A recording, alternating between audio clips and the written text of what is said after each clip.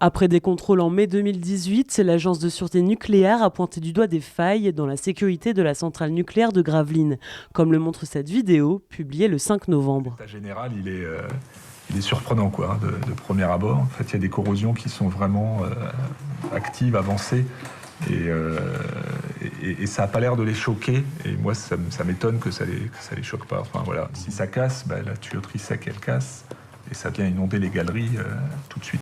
Renforcer la sécurité et moderniser la centrale, c'est justement l'objectif d'EDF et du Grand Carénage, un programme visant à optimiser la durée de fonctionnement du site et près de 4 milliards d'euros investis entre 2014 et 2028. On a des chantiers de rénovation du contrôle-commande, mais aussi des remplacements de gros composants comme les générateurs de vapeur, les transformateurs, les turbines, sont remplacés entre 30 et 40 ans de façon à garantir la sûreté et la qualité d'exploitation jusqu'à la fin, jusqu'à 60 ans.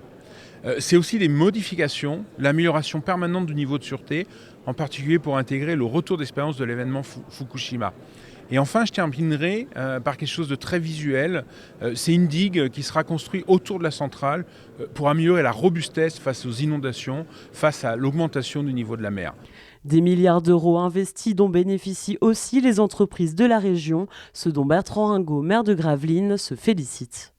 Donc c'est une enveloppe très très importante pour l'économie régionale. Je voudrais quand même rappeler que la centrale nucléaire de Gravelines, c'est en direct, indirect et induit 12 000 emplois sur la région des Hauts-de-France. Donc c'est un chiffre tout à fait conséquent.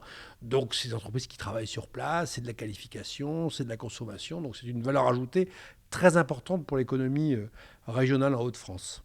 Mais certains voient d'un mauvais œil la prolongation de la centrale, comme les associations de défense de l'environnement. Pour nous, d'emblée, c'est autant d'argent qui n'ira pas à la transition énergétique et au développement des énergies renouvelables dont on a tant besoin ici aussi sur notre territoire.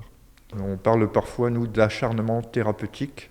On se dit que ces réacteurs, maintenant, ils ont un certain âge, une quarantaine d'années, et que continuer à vouloir les faire durer encore des décennies, c'est prendre des gros risques pour les générations à venir, quoi, et pour la sécurité des populations. Dans ses conclusions, la SN donne une impression globalement positive sur la centrale de Gravelines, mais pointe certaines installations en dessous des attentes exigées en termes de sûreté. C'est ça le but, et là, vous n'y êtes pas encore. Donc c'est là-dessus qu'il faut rentrer.